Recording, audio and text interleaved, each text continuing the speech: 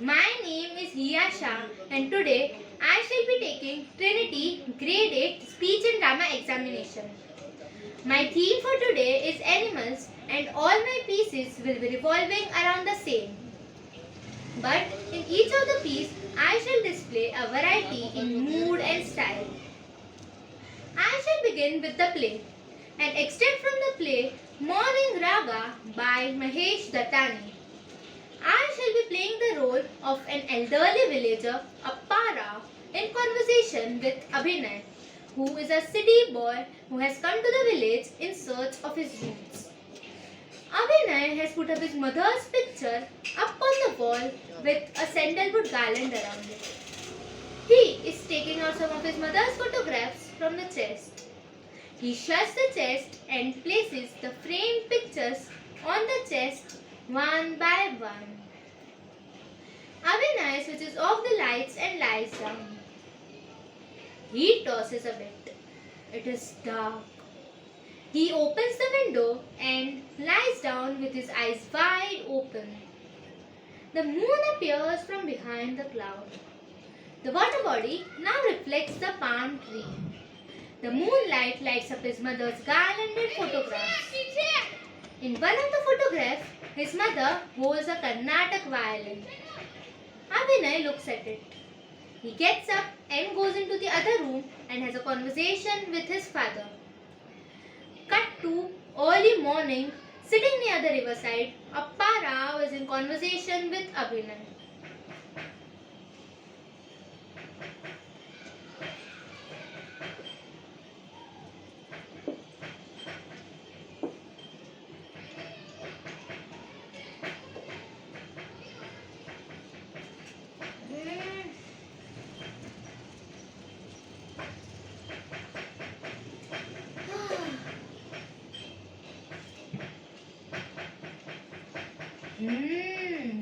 Abhinay, what are you thinking, huh?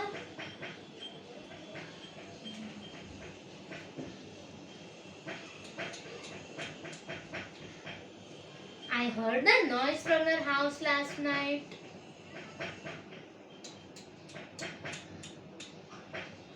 What were you arguing with your father about? Oh, where is Amma's violin? But why did you wake him in the middle to ask him that? What did he say?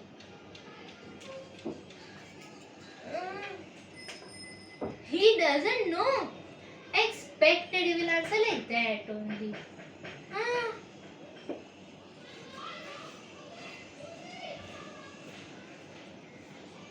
He would have said, God only knows. Why remember all the things that you gave away and to whom? Correct. Only one person knows and she won't tell you. Who is the person? Annapurna. Ha ha ha ha ha. Yes, dear. Right. You know now where it is. I know what you are thinking. Such a small village and you don't know where a violin went. The whole village will know what you ate for dinner, but they don't know where your mother's violin is. Correct. Everybody knows. But we forget. We forget all that we want to forget. I remember all the things that bring you pain. Right?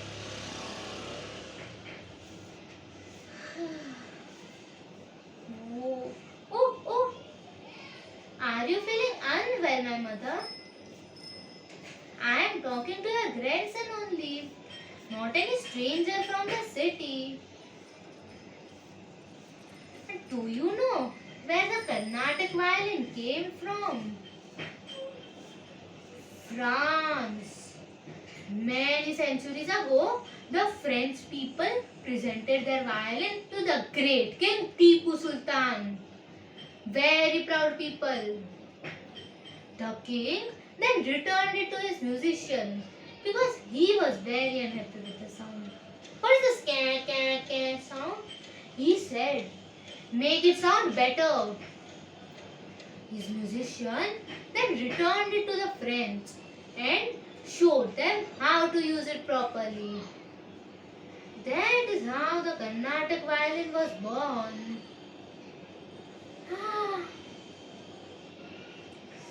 Oh, the sun has come up.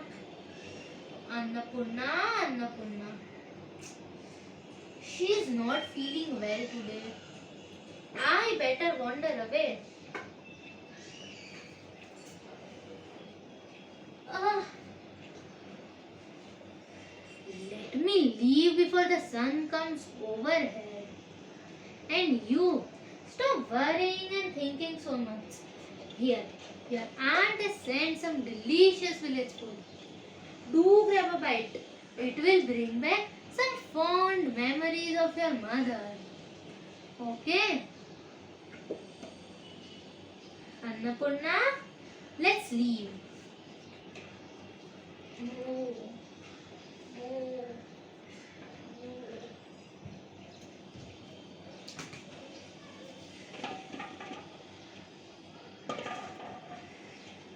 I shall now narrate the prose. An extract from My Family and Other Animals by Gerald Durrell. Is that the bloody boy again? Bellowed Larry. Look out, they're coming! Screamed Margot. All we need is a book, roared Leslie. Don't panic, hit them with the book. What on the earth is the matter with you all? Mother kept imploring, mopping her glasses. It's that bloody boy again! He'll kill the lot of us. Look at the table, knee-deep in scorpions. Quick, do something! Look out! Oh, stop screeching and get me a book or something. You're worse than the dog. Shut up, Roger. By the grace of God, I wasn't bitten. Look, there's another one. Quick, do something. Oh, shut up and get me a book for God's sake. But how did the scorpions get on the table, dear? That bloody boy. Every matchbox in the house is a death trap. Look out! It's coming towards me. Quick, do something. No, it's coming towards me. Hit it with a knife. Your knife. Go on, hit it. Since no one had bothered to explain things to him, Roger was under the mistaken impression that the family was being attacked and that it was his duty to defend them. As Lugarajya was the only stranger in the room, he came to a logical conclusion that she must be the responsible party. So, he bit her in the ankle. This did not help matters very much. By the time a certain amount of order had been restored, all the baby scorpions had hidden themselves under various plates and bits of cutlery. Eventually, after impatient pleas on my part, backed up by mother, Leslie's suggestion that the whole lot be slaughtered was quashed. By the time the family was still simmering with rage and fright, retired to the drawing room, I spent half an hour rounding up the babies, picking them up with a teaspoon and returning them to their mother's back. Roger and I went and spent the afternoon on the hillside, for I felt it would be prudent to allow the family to have a siesta before seeing them again. I shall now recite the poem The Cow by Roald Dahl. Please listen while I tell you now about the most fantastic cow. Miss Milky Daisy was her name, and when aged 7 months, she came to live with us. She did her best to look the same as the all of the rest. But Daisy, as we could all see, had some kind of deformity. A funny sort of lumpy bump on either side above the rump. Now, not so very long ago, these bumpy lumps began to grow, and 3 or maybe 4 months later, I stood there an enthralled spectator.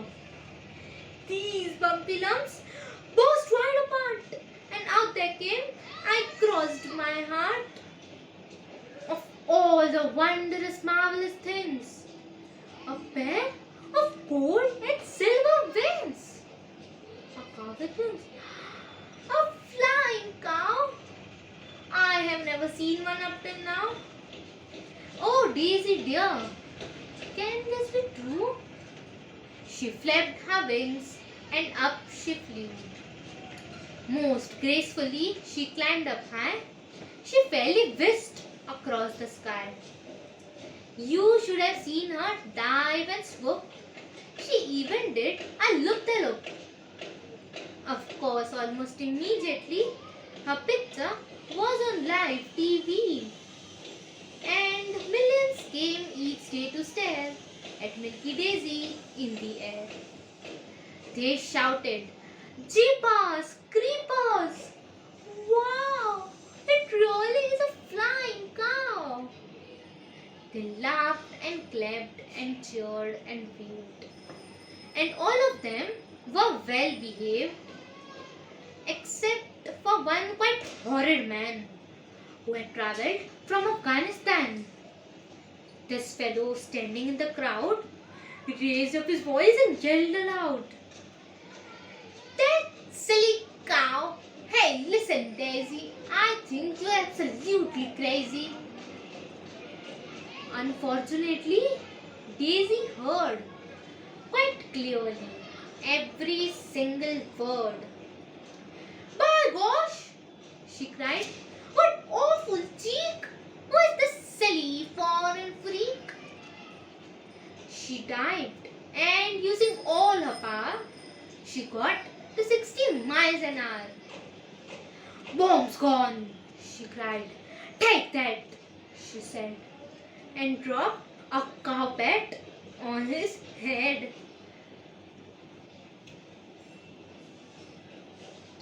I shall now answer the reflective questions. Question 1. Talk about how you chose your pieces for today's performance and how you balance the contrast in mood and style. It is important to use different moods and styles in your pieces to show the skills of a grade 8 student, because once you're on the stage, you don't want to be acting as a character, but you want to be the character. In class, we were given an option to pick our own theme, and we also did a lot of activities, which is how I came to a conclusion to select my theme as animals. That is why all my pieces are revolving around the mood, style and contrast. The poem "The Cow" is a humorous rip-tickling piece. The play "Morning Raga" has a melancholic story where the boy is in deep stress as he searches for some unanswered questions. And the prose "My Family and Other Animals" has a very chaotic kind of mood and style, and it was challenging to bring out the different moods and styles of different animals. Question 2. What have you learned about your own strengths and limitations during your presentation for today's performance? Some of my strengths are my acting skills, confidence level, speaking correct English, while on the other hand I have a weakness of not memorizing stuff quickly. But I put all my positivity into the memorizing phase because I wanted to do it, so I did it. Grade 8 is the most important and critical certificate a speech and drama student can have. My mentor always told me that I was really good at acting but not that great at memorizing. So I needed to give more time to that part. With the help of my classmates and my mentors, I improvised and improved for today's performance. Question 3. How have you developed your physical and vocal skills during your presentation for today's performance? I have developed my physical skills by being more confident, loosening up my body, giving more time to learning my pieces, and also focusing on my facial expressions. Coming to the vocal skills, I clarified my diction, articulated my speech, and made sure to focus on the pitch, pace, and pause. I had to use my voice and body thoroughly throughout the show. Therefore, I developed my physical and vocal skills to give a technically correct performance. Question 4. How did you prepare yourself physically and emotionally for your performance program today? Where preparation in terms of physical is concerned, I made sure that I build the stamina and spontaneity by sheer practice. And I also did regular breathing exercises and kept myself well hydrated so that I could perform my optimum best. And where preparation in terms of mental or emotional is concerned, I made sure that I detach myself from who I am and get completely into the skin of my character. So I learned the nuances of the old villager, how he walked, how he talked, and in all my other pieces, I showed the true emotion of love and empathy that I have towards animals. So combining both of this could roll out a stellar performance.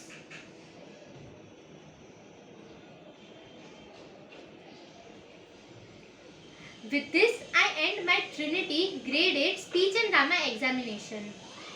I hope you enjoyed it as much as I did preparing and presenting it. Thank you.